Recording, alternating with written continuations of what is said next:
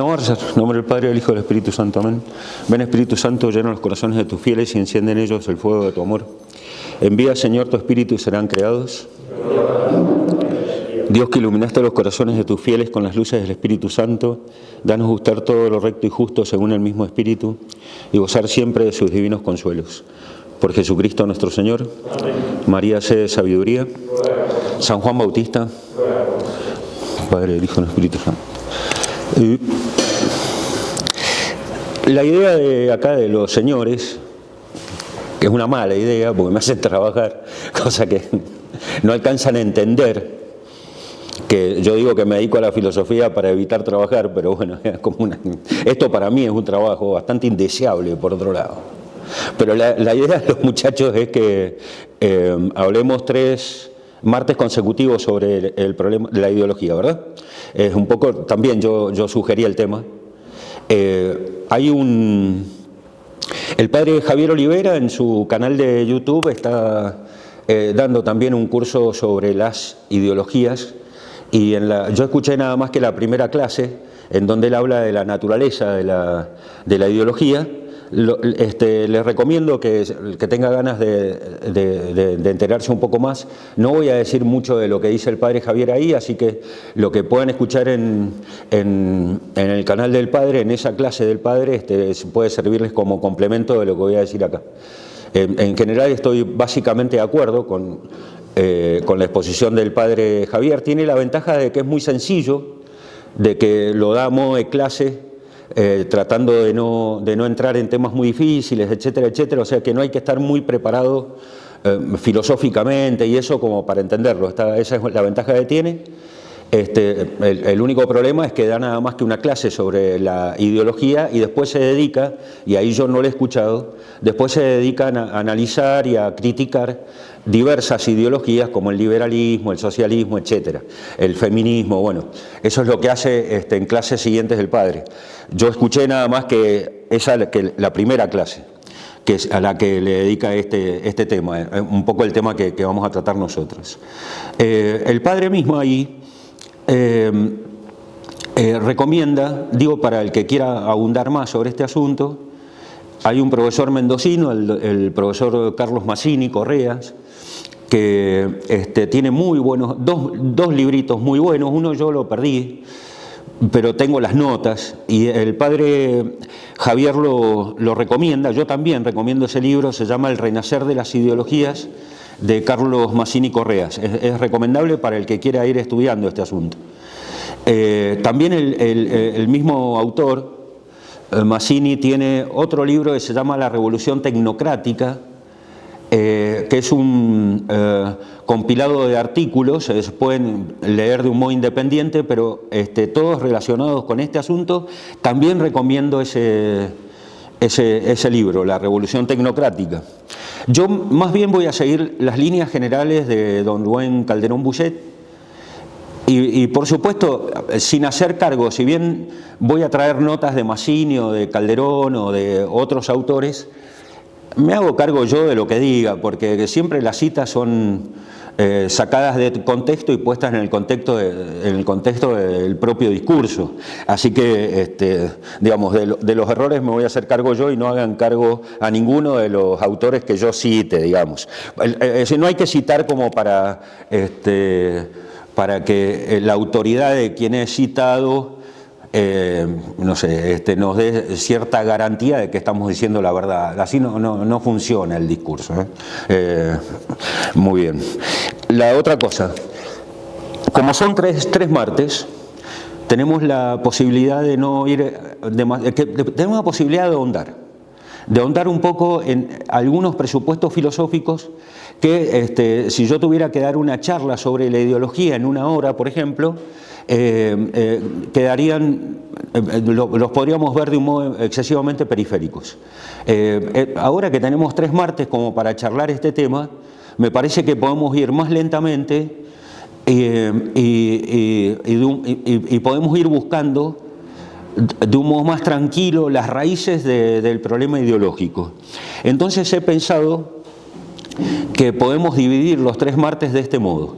Hoy voy a dar algunos presupuestos, algunas nociones que tienen que ver algunas nociones que necesitamos entender para poder comprender a fondo el carácter estrictamente, profundamente revolucionario de la ideología. De modo tal que, o sea, en tanto que la ideología acompaña y de algún modo desata también la revolución, hay algo que niega, hay algo que cambia con la aparición de la ideología, y entonces quiero referirme a eso que se empieza a perder en la medida en que va apareciendo la revolución y va apareciendo el pensamiento ideológico. Hoy vamos a dedicarnos a eso, primero a decir las nociones que necesitamos entender como para luego poder definir con propiedad en qué consiste la ideología. Si pueden un vaso de agua, Germán. El otro martes, el martes que viene, si Dios quiere, me voy a referir más directamente a la naturaleza de lo que yo entiendo por ideología. Hoy los preámbulos. El martes que viene encarar directamente el pensamiento ideológico.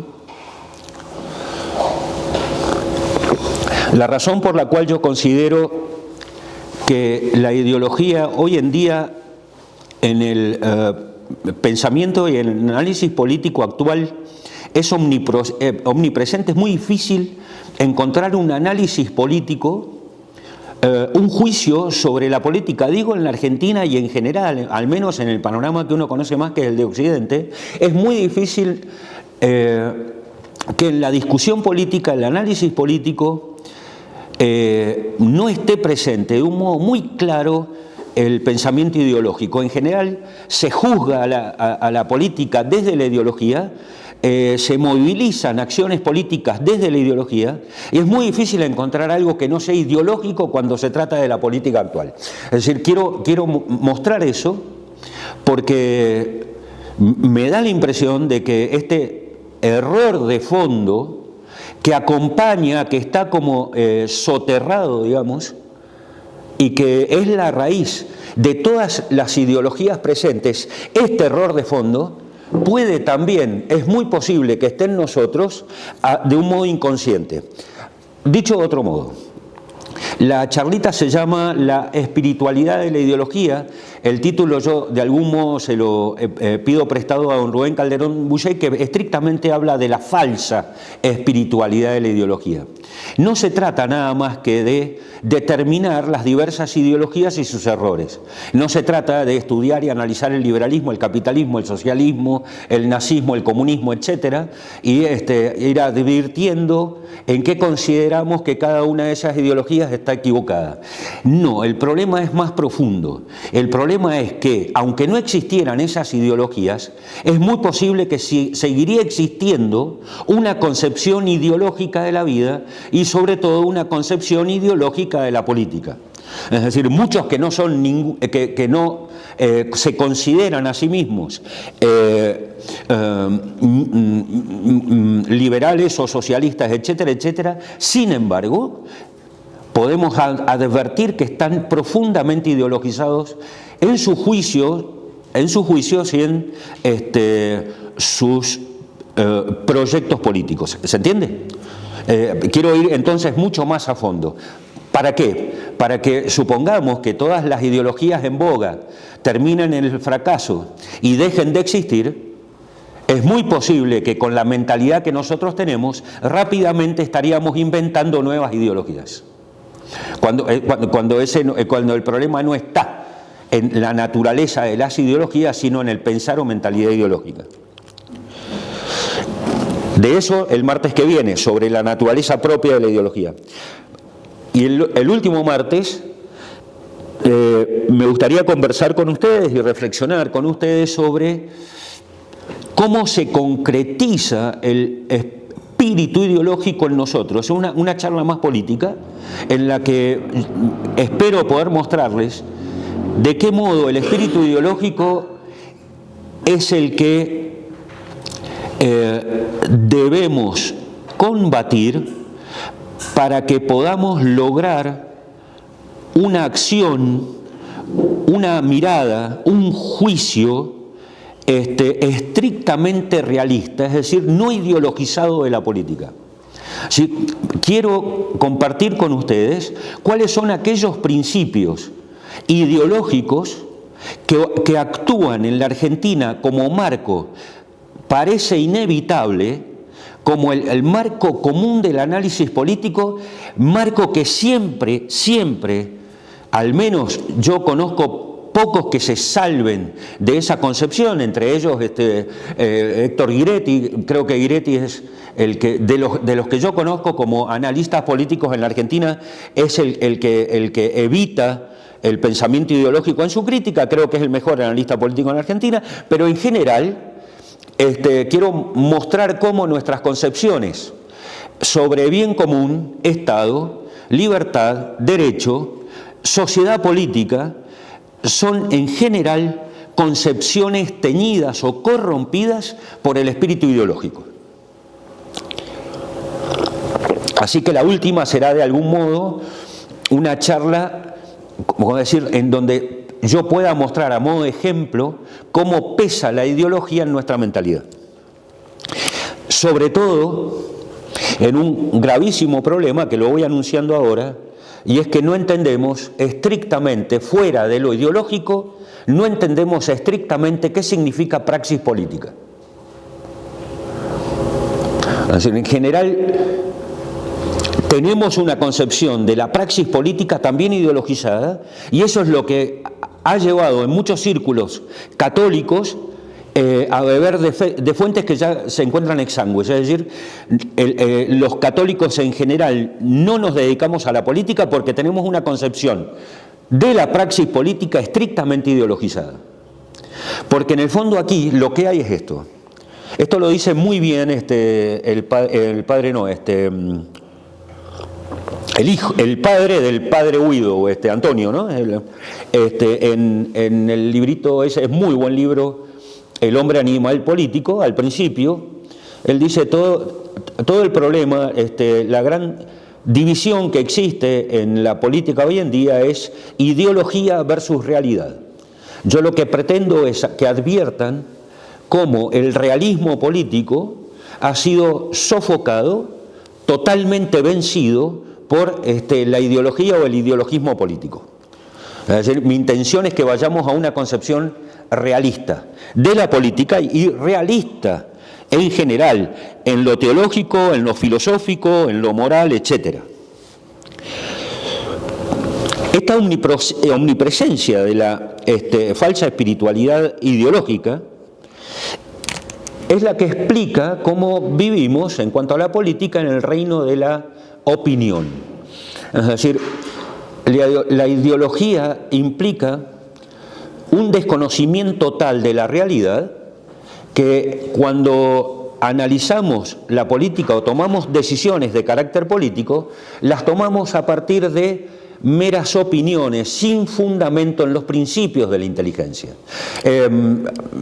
Platón ya advertía algo en la República sobre eso. A sus enemigos les llamaba filodoxos, es decir, amantes de la opinión. Mi intención es que podamos ir sacándole el polvo, que podamos ir descubriendo cuáles son los principios estrictamente humanos de la ciudad política y no guiarnos a partir de opiniones que hemos ido armando porque leemos, porque estamos en las redes, porque nos enteramos de lo que pasa, etcétera, etcétera. Es decir, las alternativas fundamentales tienen que ver con una filosofía política versus una ideología política. Una filosofía política que esté asentada en los principios del realismo político versus un conjunto de opiniones que no pretenden ser realistas, sino que pretenden convencer de tal modo que obtengan determinado poder como para ponerse en práctica. ¿Cuáles son los presupuestos? ¿Cuánto tengo yo para hablar? 3 horas y media. 3 horas y media. 3 horas y media. Lo que dura el disco de la ¿Cuál buena? De las 4. Pero juega Argentina. Porque, nada de lo que digamos acá va a ser en contra del nacionalismo. Y Argentina juega a las 9. Una hora. Tenés una hora entonces. ¿Tengo una hora? Bueno, la verdad que me da pena decirle estas cosas porque ya las conocen de tan... Alguna que otra la conocen porque me han escuchado antes. Pero bueno, otras las conocen por sus lados, qué sé yo, pero es muy sabido lo que voy a decir. Y sin embargo vamos a hacer algún hincapié en todo esto. ¿Podría decirse lo que acabas de decir, que la ideología es una opinión al servicio del poder? Sí, la ideología aparece cuando el hombre empieza a ser sometido por el apetito de poder. No hay ideología sin apetito de poder. Pero bueno, es lo que vamos a hablar la semana que viene.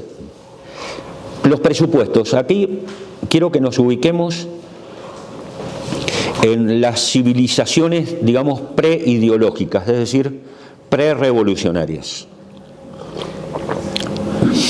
Para el cristiano, tanto como para el pagano, sobre todo para el pagano culto, el mundo, el cosmos, constituía una inmensa epifanía, una revelación luminosísima de Dios, una suerte de sacramentum, algo así como un sacramentum magnum, es decir, una manifestación en la materia, en la realidad creada, una manifestación clara de la inteligencia divina. Cualquier realidad cósmica, cualquier realidad frente a la cual el hombre antiguo se enfrentaba, remitía por ordenación inteligente y por ordenación armónica al Creador, a Dios o a los dioses. En ese sentido, digo que para el cristiano, por ejemplo, todo el universo significa orden, versus unum, lo que está dominado por un principio, ese principio es Dios, toda la realidad creada tenía un cierto carácter sagrado. Todo había brotado de Dios, todo lo había creado el Señor, con medida, peso y número, y en tanto que era creado, o al menos era había de algún modo brotado en la mente pagana de Dios o de los dioses, todo lo que era nos hablaba de su creador, o en todo caso nos hablaba de Dios mismo. San Agustín dice: miraba estas cosas que están por debajo de ti y comprendí que ellas no son ni dejan de ser. Tienen una existencia porque vienen de ti. San Agustín se refiere a Dios. Y sin embargo, no son plenamente porque no son lo que tú eres. Porque solo es la realidad que permanece inmutable. El cielo y la tierra son buenos y bellos y son porque Dios los creó. De hecho, para el hombre antiguo, insisto, cristiano como pagano, la contemplación del orden implicaba una relación a partir de ese orden con el divino ordenador.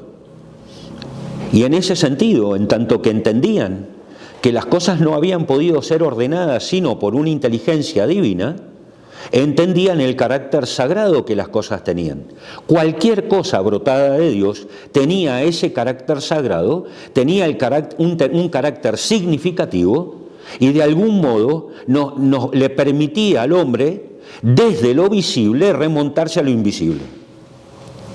Para eso era necesario que se entendiera que el cosmos, el mundo, implica un orden, porque sin orden no hay un ordenador, y si hay orden es porque existe un ordenador, cosa que entendió muy bien Sartre.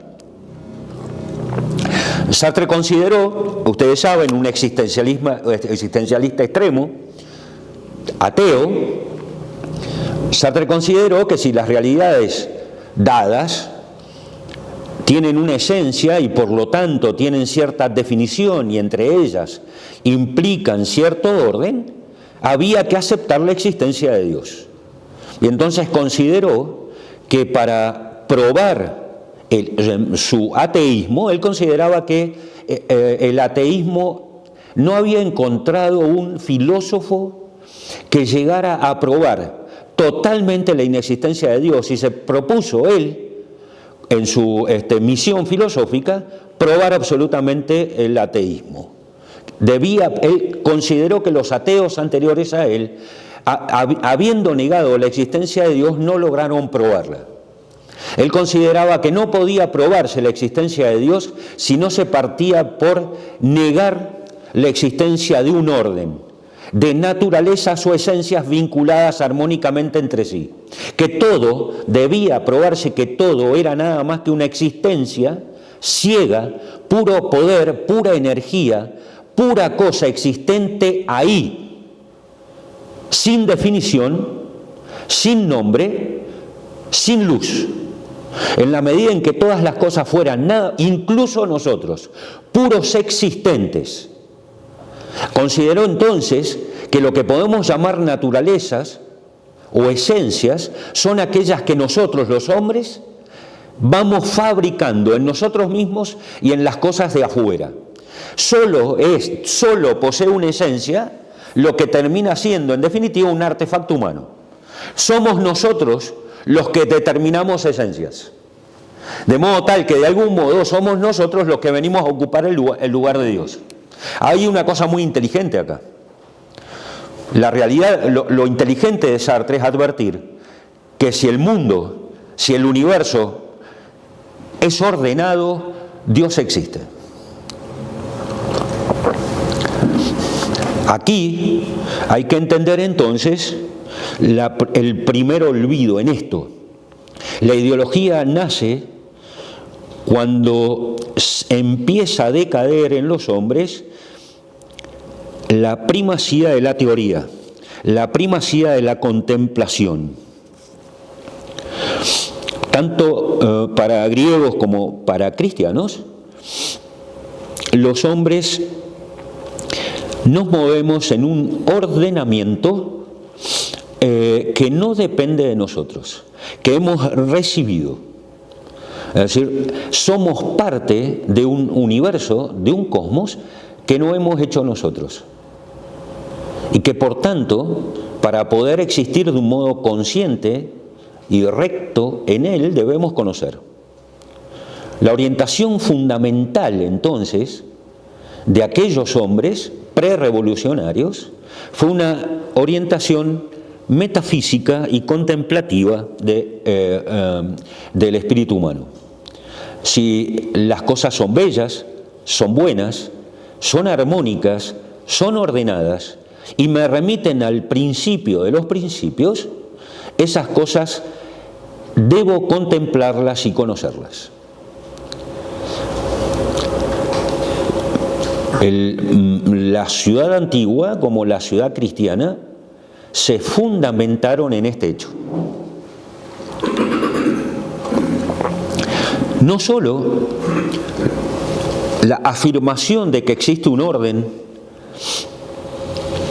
provocó la atención metafísica y contemplativa del hombre antiguo, sino que además es lo que determinó lo que podríamos llamar el rumbo teonómico de la praxis antigua. Es decir, el nomos, la ley, viene en ese orden, porque somos parte de ese orden, y de algún modo, en tanto que ese orden es decidido, querido por Dios, la obediencia a ese orden implica una obediencia a Dios. Es lo teonómico en la praxis, es decir, una moral que considera que no se puede vivir rectamente sin aceptar el hecho de que uno es parte de un universo. De modo tal que primero es el conocimiento de ese cosmos y luego una moral que brota, que nace de ese conocimiento de ese cosmos.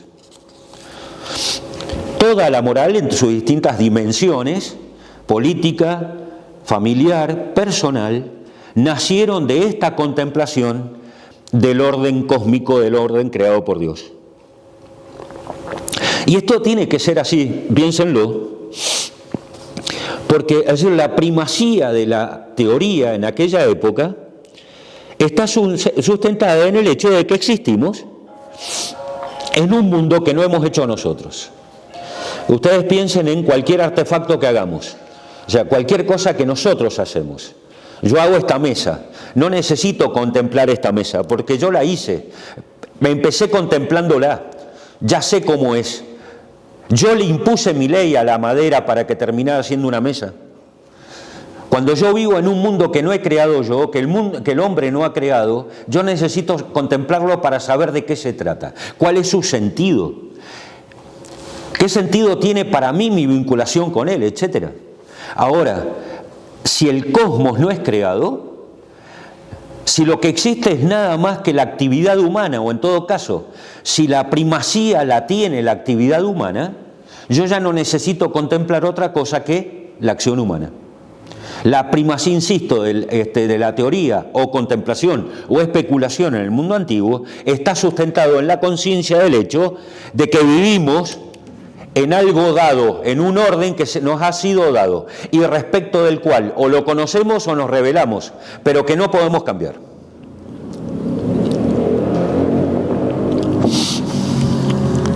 En todo caso, lo conocemos y lo amamos, o lo resistimos, pero no lo podemos cambiar. Sabemos que para una recta acción moral debemos primero ver, y luego de ver, luego de entender, luego de descubrir el sentido, recién entonces obrar rectamente. La primacía de la teoría, insisto, no implica desvalorizar ni la praxis, ni lo que vamos a ver, la poiesis, ya lo veremos, la técnica, sino solo ubicarlas. La primacía de la teoría implica ubicar la acción en su verdadero lugar, en su justo lugar. La primacía de la teoría tampoco implica que en el ámbito social y político debamos darle predominancia al filósofo, al teólogo, al místico. No se trata de eso. Ya lo veremos también, cuál es la relación entre el hombre práctico, el hombre de gobierno y el hombre teórico. La primacía de lo teórico implica en esto que quiero explicar hoy, que la búsqueda de la verdad por la verdad misma siempre precede al momento práctico o poético, siempre precede a la acción, lo queramos o no. El padre Biestro decía, todo hombre opera según lo que sabe o lo que cree saber.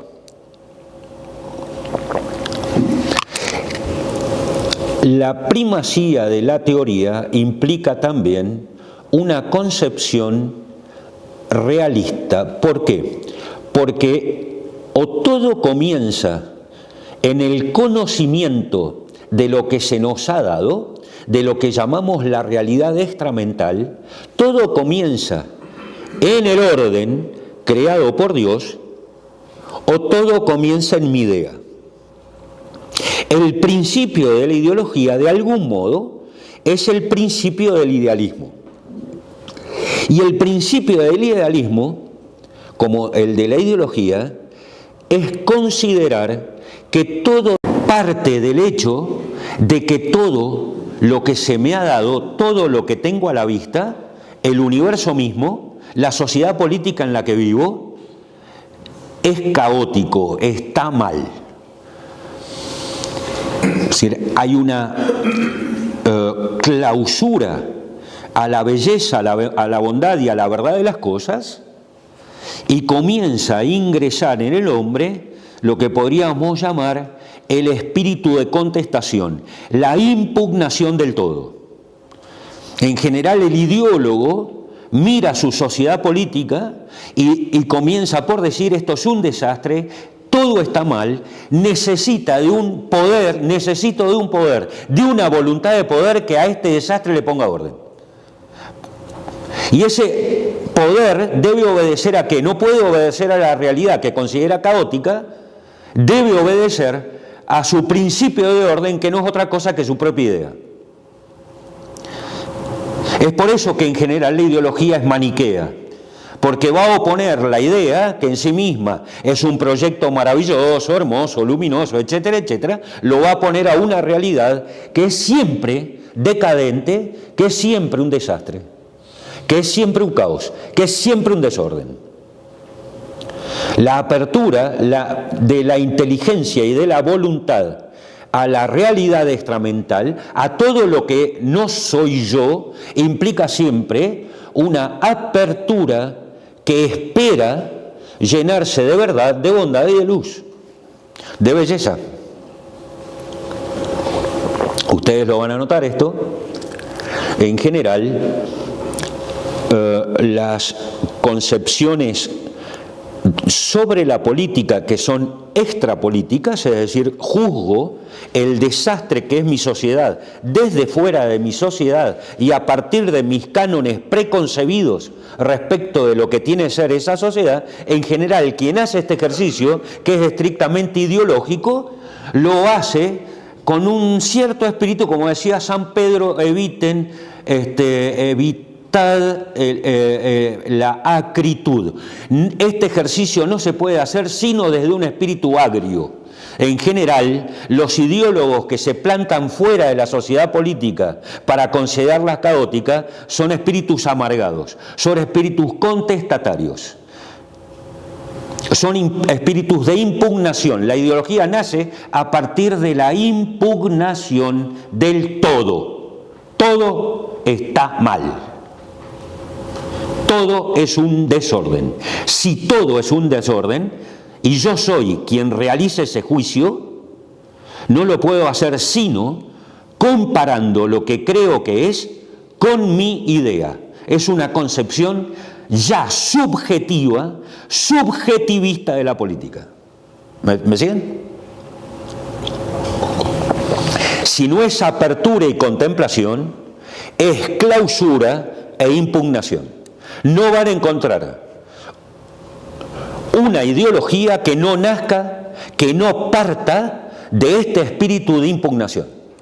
Es decir, que no nazca de todo lo contrario a lo que el hombre antiguo consideraba el primer deber del hombre, que era la contemplación de lo dado, una contemplación serena, alegre y agradecida.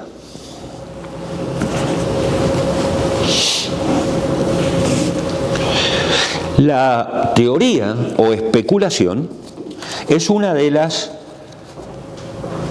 4 actividades libres que consideró Santo Tomás de Aquino siguiendo a Aristóteles. Ustedes pueden encontrar la distinción entre teoría o especulación, praxis, poiesis y lógica. Pueden encontrarla en Santo Tomás de Aquino, en el comentario que hace Santo Tomás de Aquino a la Ética de Aristóteles. Ya Aristóteles había visto esto. ¿Cómo entendemos la teoría o especulación? Teoría es etimológicamente una palabra que proviene del griego, significa visión.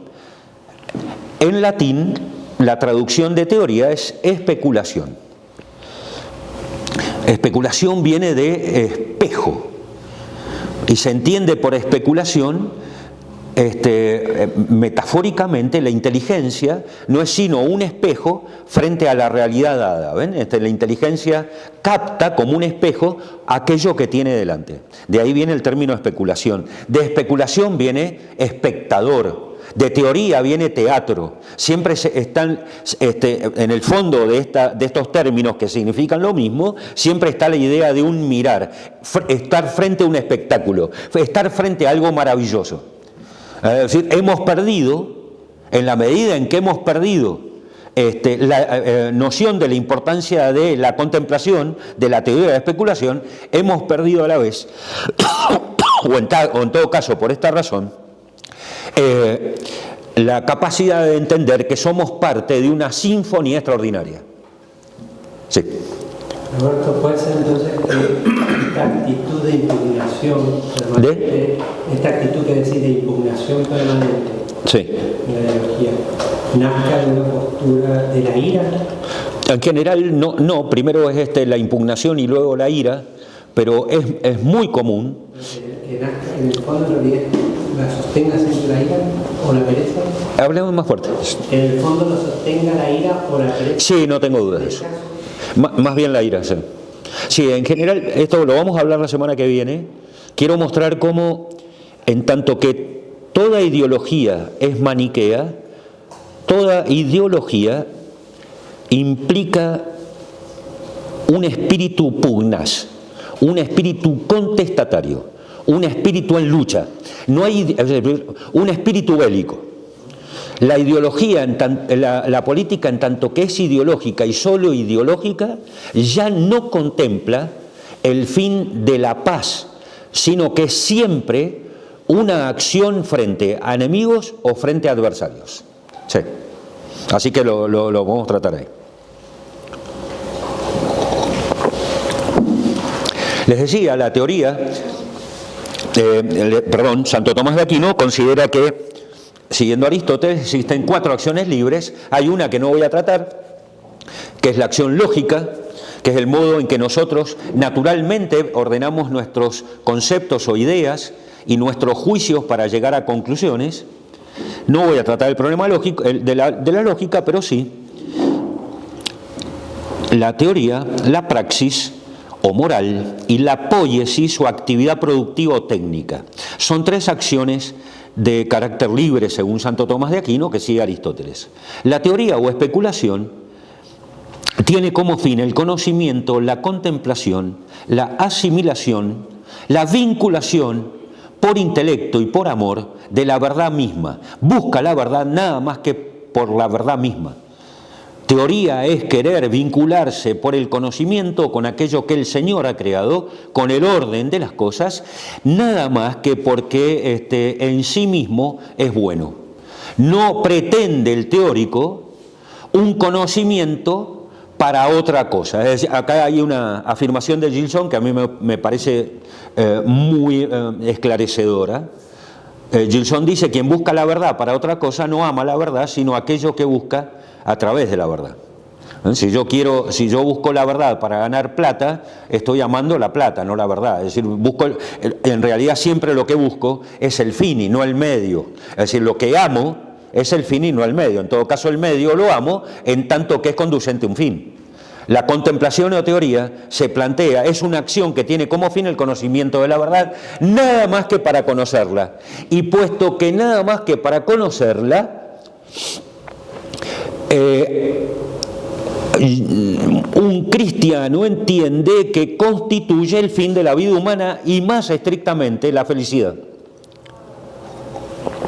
¿Por qué? Porque la felicidad, lo que nosotros llamamos reino de los cielos, es un conocimiento. El Señor nos dice, en esto consiste, le dice al Padre en una oración: en esto consiste la vida eterna, en que te conozcan a ti. En esto consiste la vida eterna, en que te conozcan a ti y a tu enviado Jesucristo. La felicidad para el cristiano es un acto contemplativo, es un acto de conocimiento, es un acto teórico. Nosotros hemos nacido para contemplar la verdad. Hacia allá somos llamados, y es el apetito más poderoso y más fuerte que reside en el hombre. Hay un artículo de la esposa de Sergio Castaño, Beatriz Reyes creo que se llama, que lo pueden encontrar en internet. Es un hermoso artículo en el que esta mujer prueba que para Santo Tomás de Aquino todo hombre quiere ver a Dios. Todo lo que hacemos es para ver a Dios, lo sepamos o no. Este es el pensamiento profundo, les diría, el aspecto psicológico más profundo de la antropología tomista. El hombre se explica, todo hombre apetece por naturaleza saber, dice Aristóteles en el comienzo de la metafísica. Santo Tomás profundiza más eso y dice que en realidad todo hombre quiere ver a Dios, quiere conocer a Dios. La teoría hace entonces, en tanto que es la intención del conocimiento de la verdad, la teoría es la que nos da los fines de nuestra vida. El conocimiento es el fin de nuestra vida y es en la teoría que nosotros vamos, de algún modo, al conocer los fines, pudiendo orientarnos en un mundo de medios. Gracias, Germán.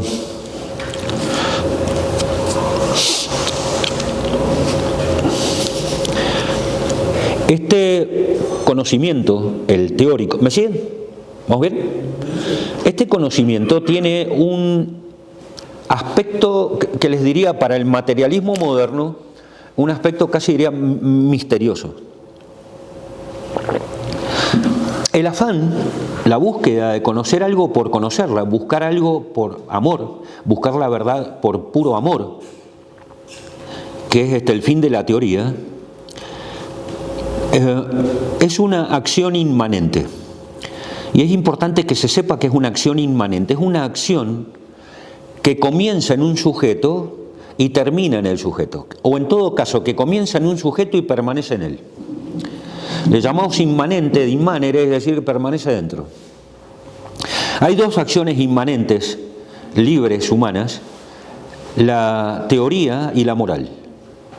Tanto la teoría como la moral perfeccionan al sujeto que realiza esa acción. El que busca la verdad y conoce algo de la verdad, se hace más sabio, conoce algo más y entonces hay una verdad que lo cualifica. Crece en su modo de ser. No necesariamente el conocimiento de la verdad tiene que expresarse hacia afuera en una acción visible. No necesariamente que conoce una verdad tiene que dar una clase, escribir un libro, explicarle o enseñarle a alguien.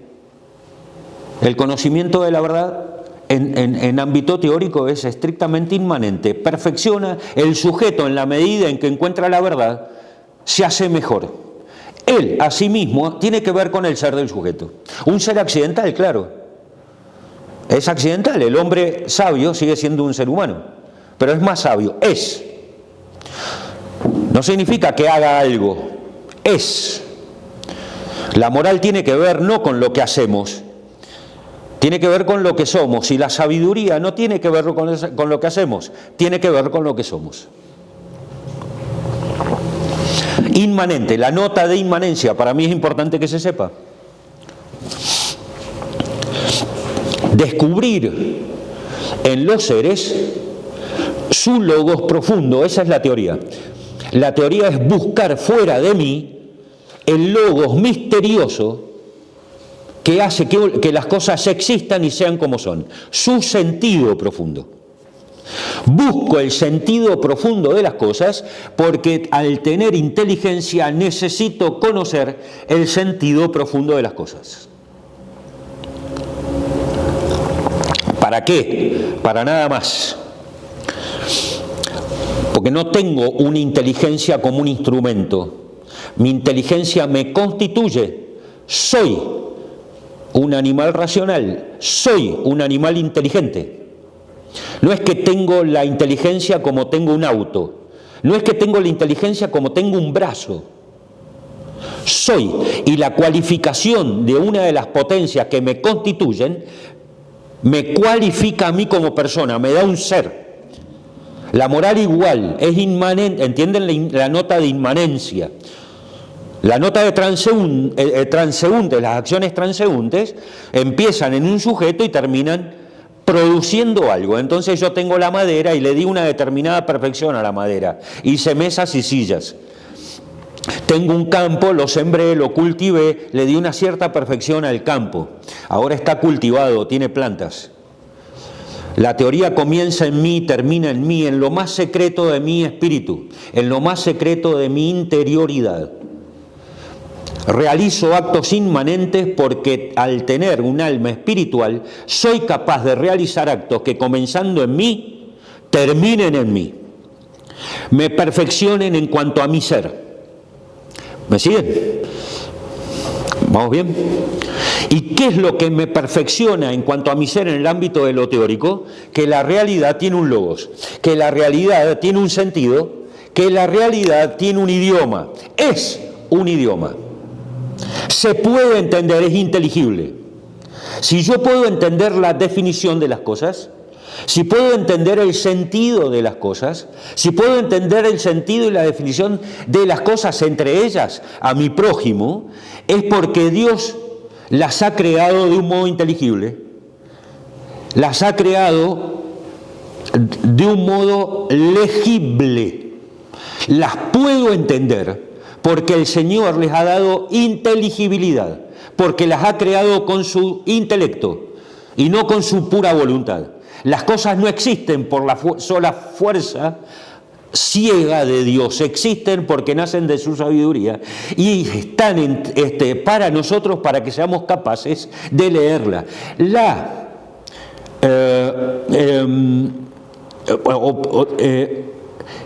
La ausencia, el desprecio de la vida teórica, el desprecio de pararse frente a todo lo que es, para que lo que es me cuente su naturaleza, me diga de su orden, en tanto que todo lo que es no es sino la expresión de la palabra de Dios, ese desprecio no es sino el desprecio de Dios mismo. Ustedes imagínense que les estoy hablando y en vez de estar atendiéndome como lo están haciendo, de un modo educado, y les agradezco, cada uno estuviera haciendo sus cosas, no me prestara atención a mi palabra. Yo tendría que decir que no es a mi palabra a la que están despreciando, me están despreciando a mí porque desprecian mi palabra. Esta incapacidad de abrir mi inteligencia desde mis sentidos a la realidad que siempre y en el fondo es ordenada, es bella y es armónica, esta incapacidad que tengo nace de la incapacidad que tengo de amar al Creador de todas las cosas. Por eso, en la medida en que se entendía que el mundo era una realidad sacramental y en la medida en que se entendía que esa realidad sacramental no era sino una epifanía, es que los hombres, amando las cosas, amaban a Dios y amando a Dios amaban el conocimiento de las cosas. En la medida en que el desamor decrece, dejamos de escuchar. Y en la medida en que dejamos de escuchar, empezamos a escucharnos. Comenzamos una vida, es decir, lo que Jorge Ferro llamaba la hipérbole del sujeto. El sujeto humano, es decir, la pura subjetividad, el hombre clausurado en sí mismo, empieza a triunfar sobre el hombre contemplativo. El querer conocer la realidad, el dejar que la realidad se exprese como es, el dejar que la realidad actúe sobre mí, me impacte, el ser dócil frente a la realidad, es la única posibilidad de que en nosotros surja un amor que no sea egoísta, un amor que sea de lo otro. La clausura en la vida contemplativa no es sino el principio de la desviación del amor hacia el egoísmo. ¿Te puedo hacer una pregunta? Sí. ¿Cómo juega la inmanencia en la ideología?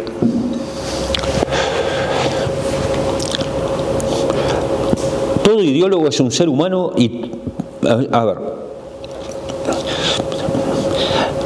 Voy a responder, pero me gustaría que apareciera de nuevo la pregunta de la semana que viene.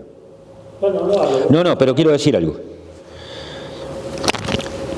Llamo inmanencia a la capacidad que tiene un ser, ¿sí?, de, operando desde sí, hacerse bien así. Inmanencia implica un misterio interior. Una piedra... A mí me gustan estas interrupciones porque no tengo la pretensión de atarme al papel. Fíjense, acompáñenme a filosofar un poquito. Perdón, te hice la pregunta porque en realidad el ideólogo, en esa, por posiblemente mala interpretación mía de la inmanencia, es aquel que se encierra también en su propia idea. Sí, por eso. Ahí está. Por eso te agradezco la pregunta y además me viene bien para precisar el término. De hecho, la ideología, vamos a decir que una de las notas de la ideología es el inmanentismo y sin embargo, ahí inmanencia va a tener un sentido distinto del que le estoy dando ahora. Así que te agradezco, Turco. Miren, ¿a qué le llamo inmanencia? A la capacidad que tiene un ser de realizarse, desarrollarse, de obrar para su propio bien, digamos. Fíjense, para eso necesita una determinada interioridad. Miren, esto es una cosa preciosa, como la explica Tomás de Aquino. Fíjense que una piedra, un pedazo de cobre, de hierro, ustedes lo parten y lo que en un momento estaba dentro, ahora está fuera, digamos. Lo que quedó a la vista, antes de, una vez partido, es de la misma naturaleza que lo que estaba en la superficie. Es decir, un pedazo de piedra, la parten y van a ver que por dentro es más o menos lo que es por fuera. Es decir, no tiene una inmanencia, no tiene un secreto interior. No tiene una interioridad. La interioridad no es nada más que, lejos de ser interioridad, es una superficie oculta a nuestros ojos, si quieren. Ahora, hagan lo mismo con una planta. Ustedes partan una planta y van a ver que esa planta ya empieza a tener un misterio interior. Partan una semilla y van a ver que lo que ven en esa semilla, y sobre todo si la analizan como hacen quienes se dedican a esto, la analizan al microscopio, etcétera, etcétera, la semilla tiene una constitución interior de carácter orgánico que una piedra no tiene. No, la semilla, al partirla, no presenta lo mismo que presenta una piedra. Yo empiezo a descubrir ahí algo, un misterio, porque la semilla ya tiene un alma, tiene alma trópica, alma vegetativa. Y es por eso, porque tiene un alma, es que tiene vida. Y porque tiene vida, tiene un movimiento que es interior, desde la interioridad. La realidad anímica, lo que tiene alma, tiene un movimiento que no es nada más que el que recibe de fuerzas exteriores. Tener vida significa tener un movimiento espontáneo desde la inmanencia. O sea, si yo quiero saber si esa planta está viva, o en todo caso, pongo otro ejemplo más sencillo, voy caminando, veo un gato que no sé si está durmiendo o está muerto, ¿qué es lo que espero? Lo muevo para ver si realiza algún movimiento desde sí, desde el interior. Si yo lo muevo, lo pateo, lo empujo y y su movimiento lo único que es obedecer al movimiento que yo estoy dando, digo, está muerto. Una realidad viva es una realidad que se mueve desde sí, porque tiene un alma. Alma se llama, es eso, llamamos alma a un primer principio motor, un primer principio de movimiento. En una semilla, lo que hay dentro ya no es lo que hay fuera, porque lo que hay dentro ya implica una constitución de eso físico que es informado por un alma. Ahí ya hay una interioridad. Ahí ya hay un misterio escondido. Y si yo aplasto una semilla, esa semilla deja de ser lo que era. Ya no puede ser una semilla. Yo aplasto una piedra, ¿se puede romper en qué? En 20 pedazos de piedra. Pero si aplasto una semilla, quemo una semilla, etcétera, esa semilla ya no es semilla. Perdió la interioridad, perdió ese misterio que le llamamos alma. Y ya no tiene un movimiento inmanente. Todo el movimiento que puede hacer esa semilla quemada es el movimiento que puede hacer esto. Esto puede moverse nada más que porque una fuerza exterior, mi brazo, lo mueve. Pero desde sí, para sí y orientado a su perfección, esto no se mueve. La semilla sí. Ya hay en la semilla una interioridad y ya hay un pequeño brote de inmanencia. Ya la semilla tiene un conjunto de acciones que hacen de ella una mejor semilla, o en todo caso un mejor viviente. Germina, se abre a los nutrientes de la tierra, entre comillas, conoce, asimila, crece, va tomando una dirección hacia arriba como venciendo la ley de gravedad, pugna, busca, desde qué semilla tiene una inmanencia que quiere, un apetito que quiere desde sí ser esa planta, esas flores, esos frutos. ¿Ven? Y entonces, ¿qué es la semilla y su movimiento en su interioridad, en su inmanencia? Un deseo de ser, si es semilla de rosal, todas esas rosas, todo ese rosal.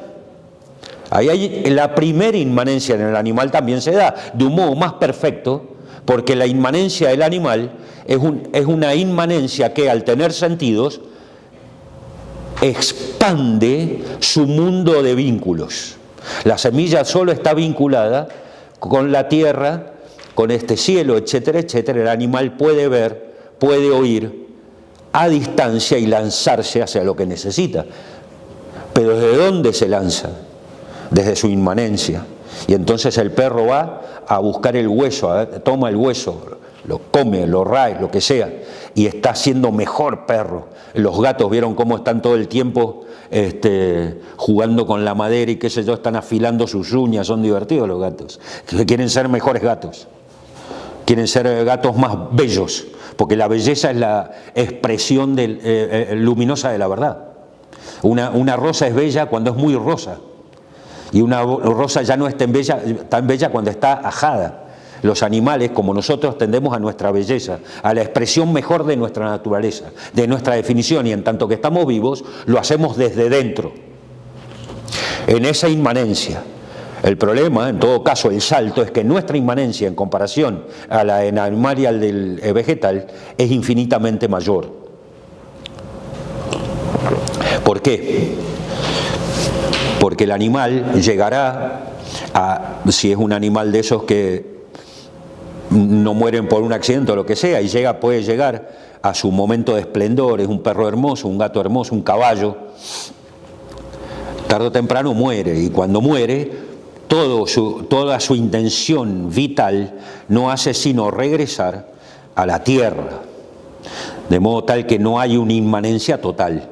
Hay una inmanencia que, en definitiva, cuando muere, se pierde en la transeúncia, digamos, en lo otro que es la tierra. En cambio, nuestra inmanencia es una inmanencia que nos permite un crecimiento cuya perfección no está sujeta a la muerte de nuestro cuerpo. Puesto que nosotros conocemos, y al conocer conocemos de un modo estable, casi les diría de un modo eterno. Santo Tomás dice que lo que conocemos y amamos en esta vida no se pierde en la otra. Nuestra inmanencia es infinitamente más perfecta, muchísimo más perfecta que el animal. Muere mi cuerpo, pero la perfección, mi conocimiento y mi amor permanecen, aún después de muerto. ¿Ven? Esa inmanencia, ¿se entiende? Ahora, esa inmanencia implica entonces acciones que, al perfeccionarme a mí en cuanto a mi naturaleza, hagan que yo sea una mejor versión de lo que soy. ¿Se entiende? Y es por eso que cuando quiero conocer, yo me hago más ser humano, no en el sentido de mi naturaleza, sino en el sentido de la cualidad de mi naturaleza. Esto es lo que explicaba Chester cuando decía, las perfecciones son accidentales, cuidado, respeten los accidentes. Y decía, un demoníaco es de la misma naturaleza que un santo. La diferencia es toda accidental. ¿Cuál es la diferencia entre un demoníaco y un santo? Lo que conoce y ama. ¿Se entendió lo de la inmanencia? También podemos hablar de una mala inmanencia. Aquí, fíjense, cuando digo inmanencia acá, y me refiero a la inmanencia del orden teórico y a la inmanencia del orden moral, las acciones son inmanentes como opuestas a las acciones transeúntes. ¿Sí? Voy a llamar acciones transeúntes las que empiezan en el sujeto y terminan en una cosa. Llamo acciones inmanentes las que empiezan en un sujeto y terminan en el sujeto. En ese sentido, cuando hablemos de la ideología y hablemos de ideologías inmanentes, la vamos a oponer, oponer inmanencia con trascendencia. Es distinto, con trascendencia. ¿Qué hora es? Menos 10. Ya tenemos que ir terminando, ¿no es cierto? ¿Se entendió hoy? Voy a citar dos cosas, una de Aristóteles y una de Tomás de Aquino, como para hacer el puente a lo que viene el martes que viene. Y acá las tengo. Dice, bueno, quiero decir antes de esto, en todo caso una cita de Castellani. Si me han entendido un poco esta primacía de la teoría, especulación o contemplación, ustedes van a ver por qué es tan grave en el espíritu humano y en la ordenación de las sociedades políticas la ruptura con aquella primacía de lo teórico, la ruptura con lo teórico. Dice el padre Castellani, toda la historia de Occidente ha girado sobre dos polos, el de la contemplación y el de la acción. Y dice, cuando la acción fue puesta por encima de la contemplación, el cuchillo de la revolución fue llevado a la yugular de la cristiandad. Todo el problema de la modernidad es haberle dado primacía a la acción sobre la contemplación. Aristóteles dice: el fin de la vida humana, el fin de la ciudad política, de la polis, es asegurar la contemplación de la verdad. Es hacia la felicidad del contemplar, hacia lo que está ordenada la totalidad de la vida política.